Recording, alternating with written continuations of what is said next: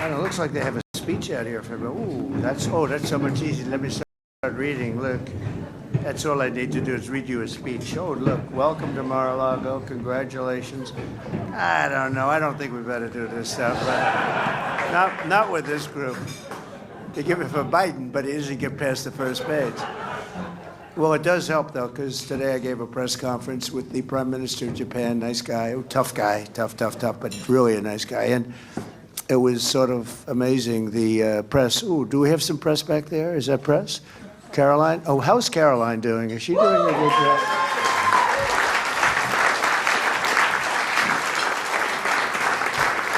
She is doing a great job. Good. Well, for the press, for the media, I just want to tell you that these are senators, and some of funders are outside.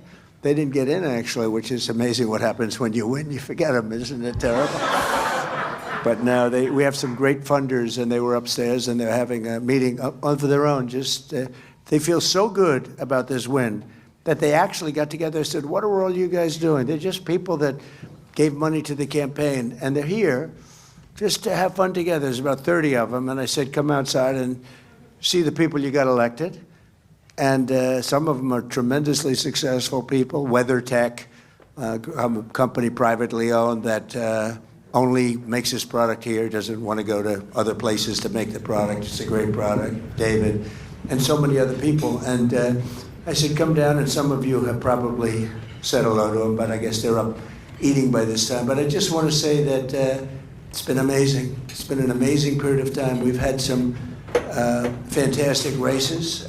We have some people in this room who won races that were very difficult to win. Tim, and we have, where's my friend from? Where's Bernie? That was a tough race, I'll tell you. Bernie, they weren't giving you a big shot. I went up with Bernie, and I went up on a Friday night just before the primary, and I said, this is the worst weather I've ever seen. It was the windiest day I've ever seen. The teleprompters blew off the stage. I actually got, before I even started, and it was a wind, like a tropical wind in Ohio. And it was brutal, right? Remember that? And I said, well, we're all by ourselves up here with about 50,000 people. But I said, you're going to win that race. And he won the race, and he did great. He did a great job. And David was great. How about that? That was, I don't know, where is David? Where is David? David,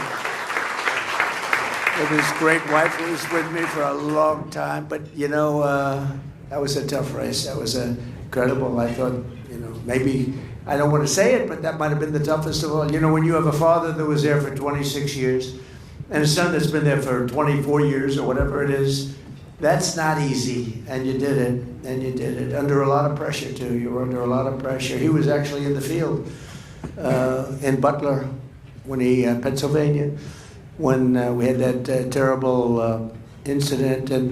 And I saved his life because I said, David, come on up. No, you know what, David? Stay there for a little while. And then I said, let me see the chart. And I looked over to the right. If he would have come up, he would have been maybe not here. So I saved your life by saying, don't come up. I said, come up later, David. We'll have you later. That wasn't that a good moment? He looks back, he says, that was a good moment. But I just want to thank everybody. You've been incredible. You've done incredibly. They've lost their minds. The Democrats have lost their minds, and they've lost their confidence. They have very little confidence. They are different people, and they look foolish. Today they tried to break into the Department of Education just because we want to go and check the books. And Maxine Waters is a lunatic, and you know, they're all lunatics, frankly. It's so sad to see. They should be happy. They shouldn't be sad, you know. It's a funny thing. I went to a golf course that I own, and I was very angry at bankers. This was prior to being president, prior to even thinking about running for president. And I was going crazy because I couldn't get onto the course. One, Palos Verdes in California, and beautiful right on the Pacific, every hole in the Pacific. And my ad is, I don't use it because you can't get on the course. But my ad is, if I ever have to use it, I have the ocean, Pebble Beach only has the bay. And I said, I'm dying to use that ad, but you don't need it. So I get there with this group of big bankers and very important people, and I'm so angry. I'm just like furious because I can't get on the course. And I'm screaming, I can never get on this course. It drives me crazy. And after about 20 minutes of that, my caddy comes over to me. It's a 70-year-old guy, really nice guy, very smart. Sir, may I speak to you? Yes, yes. What do you want? He said, sir, other courses are all empty. You're packed. You have the best course in California. You're packed. It's always packed, sir. You can't get on the course. And he used an expression, you should be happy. You shouldn't be sad. And I felt like such a jerk, because he was right. Because he was right. And anyway, but we are happy as a group, because we had a tremendous run, and we could have won a couple of more that I thought we were going to win. We won big in Michigan, and Michigan almost won. I don't know why he didn't win. He might be the one. We're talking to Michael and some of the others. He may be the one to run again, but I don't know. He did very well. I thought he won. I thought we won Wisconsin, actually. I thought we could have, meeting the senator, because I won Wisconsin by a lot. We won every race by a lot. We won every race by a lot, and I thought we carried some people. Tim did so incredibly well. And sort of everyone did well. I mean, they worked hard. We took in some great congressional people. We had a couple of issues that were tough issues, but they were good issues. They were great issues, actually. And I think they ceased to be much of a problem, but we did the right thing. You know what I'm talking about, in particular, a certain issue. We did the right thing. But we've been together. It's been amazing unity. The only thing I was a little worried, I was asked to do the prayer breakfast, and they said, oh, it's 2 prayer breakfasts. I said, why is it 2? Because they're not getting along, and I'm talking about unity, so I had to do 2 prayer breakfasts. I said, wait a minute. Right? I did the political prayer breakfast with the senators and the congressmen, and then I said, so you mean I have to do it? They used to have it together, but I understand they'll be in good shape for next year. They're going to do 1, right? And they said, well, you can do it by Skype. I said, I don't want to do it by Skype. So I did 1, and I ran to the other one, which was about 5 minutes away, and I did the other one. And I said, what's going on? Well, there's a lack of unity. I said, let's get unified. And everybody's agreed next year we'll do 1 prayer breakfast, not 2, and put it together. And I don't know which speech was better. They were very different, I can tell you. One was in front of political people. The other one was in front of our people, right? The people. And we had 8,000 people at that one. That was a big one. Now, I heard that you didn't do it because I wasn't in office and I wasn't in Washington. And when they had the prayer breakfast in the big one, the Hilton, which is a very big room, you weren't getting a lot of people. And you didn't want to be associated with an empty room because you're political people. I don't blame you. But we had a big packing. They couldn't even get into the room. It was sort of a great morning. And next year I know they're going to do it together. But we just have great unity. And the media, which I let in for a little while, but they can hear anything I have to say. I'm an open book. They can say anything. They can have anything. We had a great news conference today with the Prime Minister. Japan, they wanted to buy U.S. steel. I said, I can't let you buy it. I cannot. Other companies, you want to buy it, it's okay. But U.S. Steel was one of the greatest companies in the world. For 17 years, it was the #1 company in the world, like 80 years ago. It's a long time ago, during a certain heyday. I think we're in the heyday now. You want to know the truth? I think we're soon going to be in the heyday. We're going to be hotter than anything.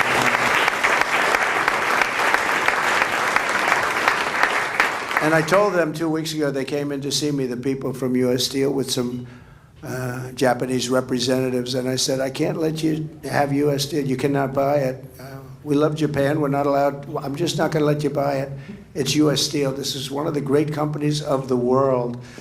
And, and that was real stuff. That was steel. That was guys with nice big arms there taking that steel and that building. Today we have Google and Facebook, and that's fine too. But it's a little bit different. And they become dear, dear friends. I say that. It's amazing how they become. They spent $500 million on lockboxes.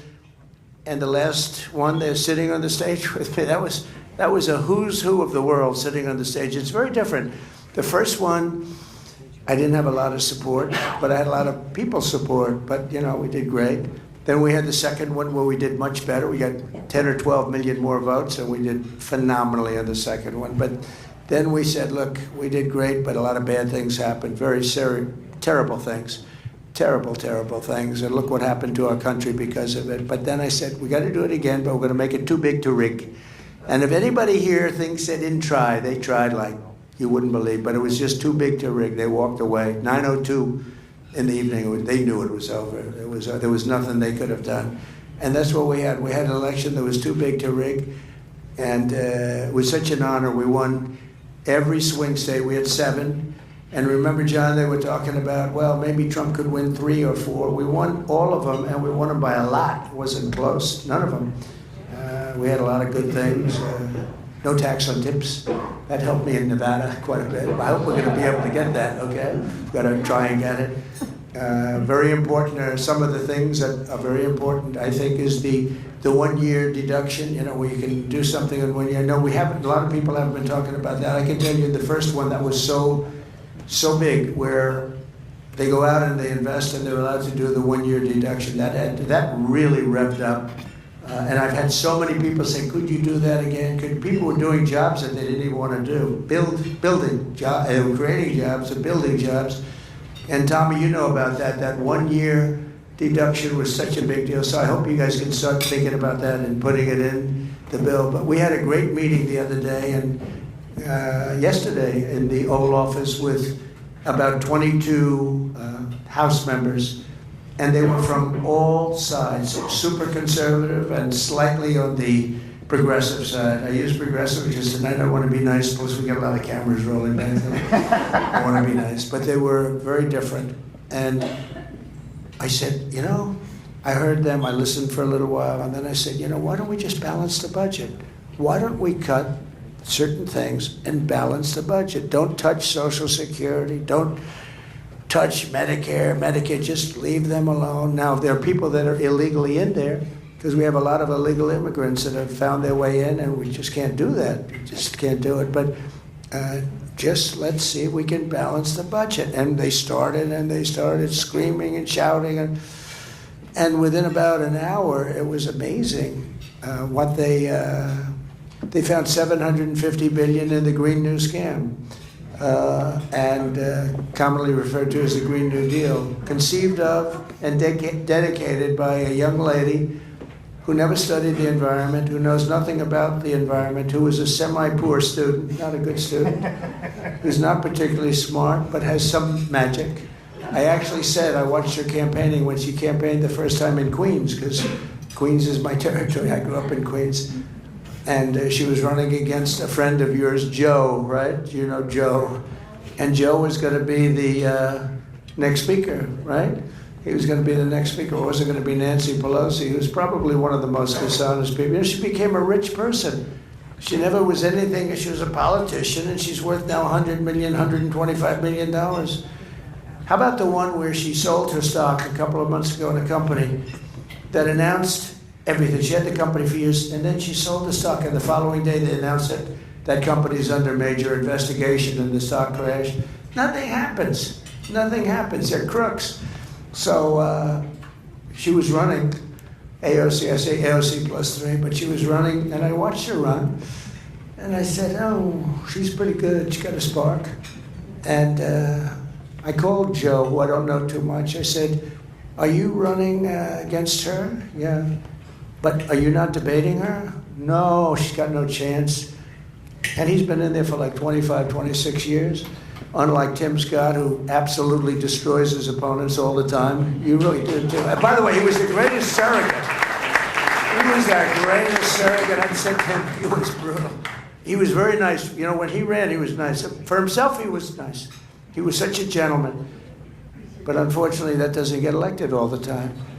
And I said, how do you think Tim would be as a surrogate? And I watched him the first time, and he destroyed everybody. And then he went again, and he said to me, and I thought it was beautiful, actually, because it's like the opposite of me. He said, I've never been able to speak well about myself because I don't like bragging. And I said, isn't that nice? Isn't it nice that somebody's like that? And it's true. He was always a great campaigner, but it was a good campaign, but it wasn't a vicious, violent campaign, right? But for me, he was vicious and violent. You just destroy people. So I want to thank you. I just see you sitting with your new beautiful wife, and I just want to thank you. He's a great guy. Everybody in this room, as far as I'm concerned, look at Mark Wayne back there. Don't fight him. Just don't fight him. He almost got into a fight with a tough cookie. I know that tough cookie, right? Head of the Teamsters. He's a fantastic guy, Sean. And he almost got, but he could have been in trouble with this one, though. Sean's pretty tough, but he would have been in trouble. But I see everybody in this room, and I mean, there's nobody. And if I didn't like somebody, I would tell you. I like him. I really would. I really would. You know what I like about Chuck Grassley? He made Comey choke because he got this voice, and he wasn't meaning, but he said, "Did you lie?" And Comey was like, it was unbelievable. Remember, and he said, "Yes, yes." I said, he just admitted he lied, and he just said it like he's just got this way about him. You made him choke. That was good. He deserved to choke too. But everybody in this room it's been really amazing. It's been amazing. The relationships have been good. And we don't always agree on everything, but we get there. We get there. We had a couple of people that had to get a little bit, they had to study a little bit further to get some of our nominees. I think you're going to find our nominees are very good. I think it's very important. You know, when we talk Bobby Kennedy, I think he's up there having dinner tonight. It's very interesting, but he's a good person. And he's not a radical. He said, you know, I'm getting sort of this reputation of being anti-vaccine and everything else. He said, I'm not anti, and I understand through the campaign that his kids had vaccines and all. He said, you know, I grew up in a slightly political family. Would you say that was the Kennedy? He said, I grew up in a political family. I mean, I'm not a crazy person. I'm very moderate in a certain way. And I never forgot that, and I think it's true. But I think we need somebody like this, and Dr. Oz working with him, because if you look at autism and you go back 20 years, I think it was like 1 in 10,000 children. But actually, I think the number is even higher than that. 1 in 10,000, 1 in 20,000 children had autism. And now it's 1 in 34. What's that all about? What's that all about? 1 in 34. And I think we really got to get to the bottom of it. I really believe we're going to figure the reason. And I don't know, maybe it's pesticides or maybe it's something, but we're going to figure the reason. We spend more money on food, on cleaning it, on spraying it, on doing all this stuff, and we're going to find out what it is. But I think we probably needed somebody that, you know, that's a little bit outside of the box, and he's also very popular outside of the party. I mean, if you look overall, I mean, very, very popular. And people gave him great support. But I just appreciate the people that got there. And it showed great unity. And if you didn't get there, the press, these same people that have the cameras rolling, they'd be saying, Trump has lost total control of the party. Now I have somebody who's, I think, fantastic, Elon. And Elon was a recluse. You know, he was a very reclusive person, but I know him. He's a brilliant guy. But he was reclusive, and I think we got him to be very unreclusive, right? I said, man, has he changed with the hat on? Did you see the hat yesterday? But he's a great guy, and he loves the country, and he's wanted to do this for a long time. If he could have done it himself, he would have done it himself. And, you know, he went into this group of people, and you see what they've been spending money on. The horrible USAID, the horrible things that they're spending money on. It's got to be kickbacks. You know, they send the money to the guy, he takes the money and he sends them back. Most of the money he keeps some for himself. In my opinion, I think that's because you can't send the money to these groups of people. It's a terrible thing, and I think it's like that in others too. And I said, go to the next one. I'd like you to look at Department of Education. And I think you're going to find it's very similar, different but similar. And go into the military, go into everything. I mean, I want you to go into everything. But I said to the congressman yesterday that, why don't we balance the budget? Why don't we balance the budget? Why should we wait 10 or 15 or 20 years to balance it? You know, they were talking about little cuts. We can have big cuts that don't affect anybody, waste, fraud, and abuse. And we're finding it now. That's one of the beauties of what Elon's doing. He started with a group of 25 super geniuses. They wear undershirts. They look like, I look at them, I said. But then I realized he's got 182 IQ. That's what we need. And they go in, and they'll ask people that aren't nearly as smart as them, why is it that you made this ridiculous paper? Why is it? And the guy gets all tongue-tied, he can't talk, because he's against somebody that's much smarter. And it's amazing, actually, what they've exposed, and to a level where they cut 97% of the people out. The whole thing is a scam, and you look at some of the people working there, they're very political people, they're relatives, and it's just terrible. But you're going to find that elsewhere. And then I think we're going to see something tremendous with respect to the tariffs, because, you know, other countries tariff us, so we don't tariff them. And with Lindsay, I don't know if you remember the conversation, Lindsay, but I had a conversation with Lindsay, who's so talented on so many things, but I would say finance, he's less interested. No, he's look, he gets it, but he's less interested. And I said to him, you know, certain countries, they charge us a tariff, and I want to charge them the same thing, and I like that, and I want to charge them the same thing. I said, okay, so let's get this straight. They charge us like 100%. We charge them nothing. I said, that's right. He said, so you want to charge them 100%? I said, I want to charge them whatever. If it's 80% or if it's 25%, I want to. Lindsay looked at me and goes, you got my vote. And it was very simple. And he's a great guy, and he's running for office, and I'm going to endorse him, and he's going to do very well. I think he's going to do very well. Well, we're batting, I think we're 299 and 0 in the Republican, but you know what? We're 355. Brian Jack, where's the great Brian Jack? 355 out of 355 general elections. We won, I think, 234. That's not bad either. But with the Republicans, it's been almost flawless. So I think, let's not congratulate Lindsay yet, but I think you're in good shape, okay? He's been a fantastic, in my opinion, a fantastic senator, and he's a nice guy. He's a little more left than I am, a little more left than you are, but he is a great guy, and he's going to have no problem. So I appreciate all of the unity. I appreciate this tremendous support. There's Doug Burgum as an example. What a great, he was fantastic. And Catherine, thank you, Catherine. And he was a big part of today's event, because he and Chris Wright, you know, Chris Wright, I don't know if Chris is here, but Chris Wright is the #1 guy in the world in oil. Senators, a lot of people. And I said, Doug, I really want you to be Department of Energy. And he looked, he said, look, there's a man in this room right now who's so much better than me. He's the most talented oil guy in the whole country. I said, who the hell is that? Because he's done, you know, he made a lot of money with the internet stuff and, you know, different things. Not oil. I thought he was an oil and gas guy. He wasn't. He sold his company to Microsoft for a tremendous amount of money. Very successful. Became the governor of North Dakota and ran a great state. And he became an expert on energy, because they have energy, on fracking in particular. But I said, I want you to be the, if I win this was even before I won, but I thought we were going to win early on. I said, I want you to be the head of energy. He said, look, there's a man in this room right now who's better than anybody in the world, Chris Wright. And he was sitting there, and I said, this man over here, yeah, that man, he's better than me, he's better than anybody for what we want, getting the oil out of the ground properly. And I said, well, let's talk. And so I talked to Chris, and I was impressed by him, but more importantly, he was impressed by him. And it was interesting. So he became the Secretary of the Interior.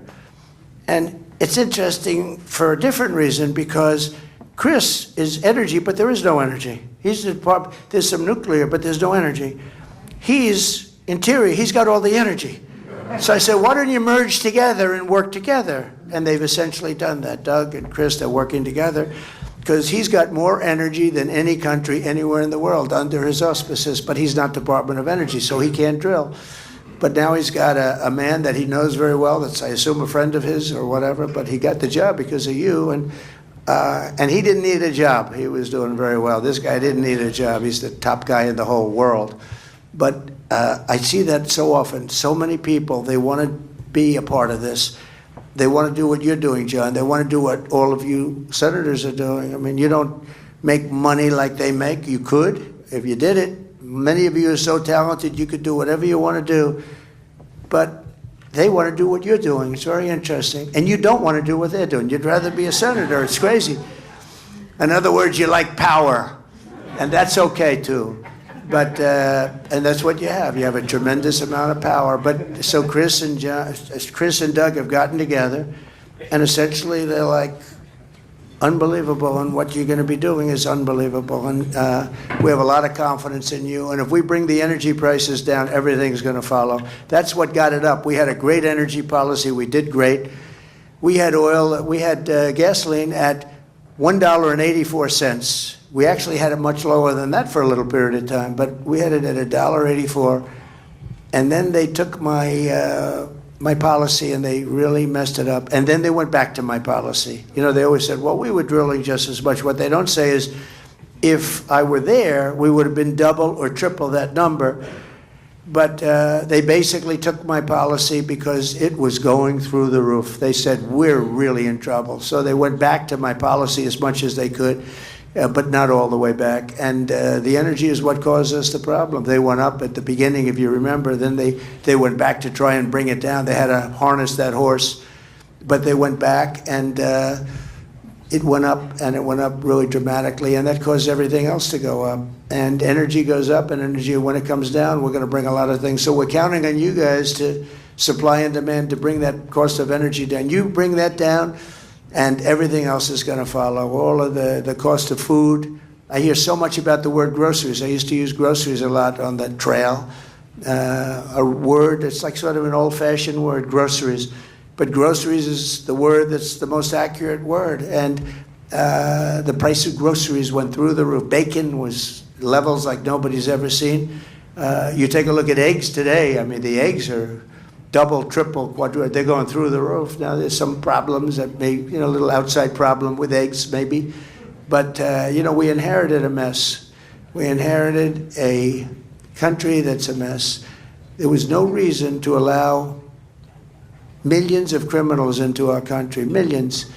People that were, I'd say 3 million, 4 million, 21 million people all told, but 3 million, 4 million criminals, many, many thousands and thousands of murderers, people that murdered people, killers, people that murdered 2 people, 3 people, and even 4 people from in jail, in solitary confinement. They let them out of jails from all over the country, but really from all over the world. Venezuela let out so many people. You know, their crime rate is down 78%. I can't believe they haven't allowed every single, some of these countries allowed every single prisoner, and they put them on buses and they bus them in, or they put them on planes, because these are countries also from Africa, from Asia, not just South America, a lot from South America, but not even the most. I mean, we have them coming from all over the world, and we're letting them in. They let them in from the Congo. For whatever reason, the Congo is prime territory to come into our southern border. They get them up to the border and they let them in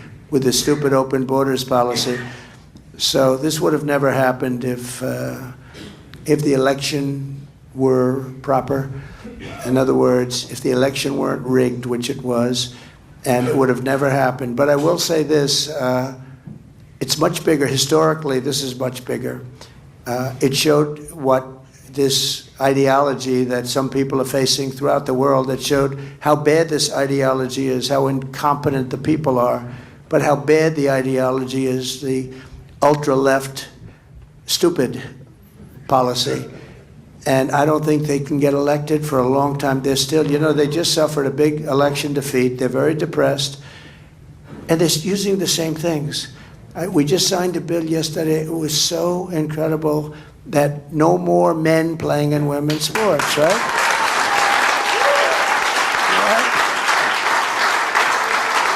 And stand up, big boy, stand up. How about this guy? Okay. Now I'm using him as, he was a great player. He played on the Jets for, what, 10 years? Ohio said, is he going to play in sports with his wife? Wouldn't that be lovely? She's the size of his leg, maybe somewhat smaller. The whole thing was ridiculous. You saw I was reading off some of the stats yesterday in the room, and I said there was a long-distance race. They had the best female racers and the best male racers, long-distance running race. And the man won by 5 hours and 24 minutes. I mean, that's not... The greatest, though, are the weightlifting records, where they break the record, a record that stood for 18 years, and they'd go and they'd put a quarter of an ounce here, a quarter of an ounce, and they go, and they couldn't quite get it up, and this guy came in, and he was a poor man weightlifter, not a good one. He was at the lower realm of weightlifting. He goes up, boom, and he ends up like 127 pounds more. He was He was one of the worst. I don't know, maybe that's why he decided to transition, as the expression goes. I've gotten very good at that. I have to, because if I make a mistake, these guys are going to get me in big trouble. We're perfect. Susie will get very upset with me if I make a mistake. And by the way, Susie deserves a great round of applause.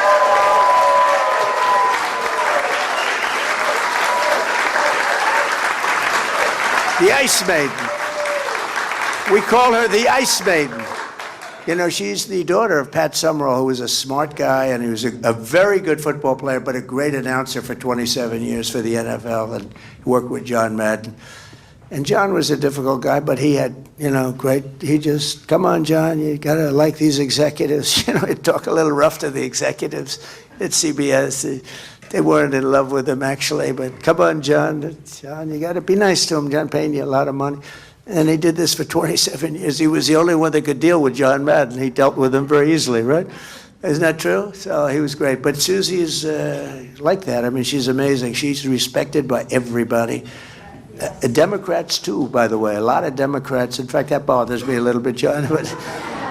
But the Democrats respect her and they like her. But we all like her. But we call her the Ice Maiden because she's very nice until she decides not to be. Then she's brutal. She can be brutal. But, we ran a perfect campaign. We did that final 3 months, 90 days. I didn't sleep. We did speeches every day. We did rallies. We did 3 or 4 rallies a day, and sometimes the last 3 days we did more rallies than anybody could believe. And they were packed we went up to Milwaukee. We had 28,000 people in that beautiful new basketball arena. We'd use the basketball arenas, but they were way too small. We went to Madison Square Garden. We could have sold it out 10 times. The people went all the way back to Fifth Avenue and all the way down to the river, which is 5 blocks down. And I don't mean a line. I mean just massive crowds. The owner of the garden, Jim, he told me he's never had it. He's never seen anything like that. With all the big sporting events and championships and everything else, they never had anything like it. So I just want to thank everybody. It's been an amazing run. We did a good job for you, and you did a good job for me. And we have some incredible, talented new people in the party. And we're going to work with you. We've raised a lot of money that we're going to be using on midterms. And we've raised a lot of money. I did something that I don't think anyone's ever done before. I said, listen, we just won. And see, the good thing about not having done this so long, John, is that I come up with ideas that nobody else has thought of. Usually when you win, you let your people rest, your donors rest. And you let them rest for 2 or 3 years, and then you're going to run again. If it's a congressional race, you let them rest for at least a year, year and a half. So we won, and everybody was euphoric. They were so happy. And I called up Meredith. Where's Meredith? I said, Meredith, where are you, Meredith? She's incredible. Thank you. And I called up Meredith. I said, Meredith, this is the morning after the win. So everyone is I said, call the donors and ask if they'd like to make a major contribution. Sir, the election, it's just 8 hours old. I said, that's all right. And we raised over $500 million very quickly, right? $500 million. And the people were so happy. They were happy to do it. We could have waited 2 years, but, the press will beat us up for 2 years, and you don't know. Maybe they wouldn't have been as happy, but I think they're going to be happy because because we become the party of common sense. And when you have common sense and when you are the party of common sense, we're going to do well for a long time. We're not going to do badly in midterm. A lot of people say, that you always will do badly in a midterm. I don't think there's any reason for that. These people were fighting when I did the thing with the men playing in women's sports. I watched today Democrats fighting me on this. They don't learn, and I hope they don't learn, because, you know, they're still with the open borders. We want open borders. Open borders are never going to sell. Men playing in women's sports, transgender for everybody, it's never going to sell. And they haven't changed, they haven't learned. And frankly, I hope they don't play this, because I hope they don't learn, because we have to beat them, and we're going to beat them. And I just want to thank everybody in the room. Everybody in this room has been special. Thank you very much. Thank you. Thank you.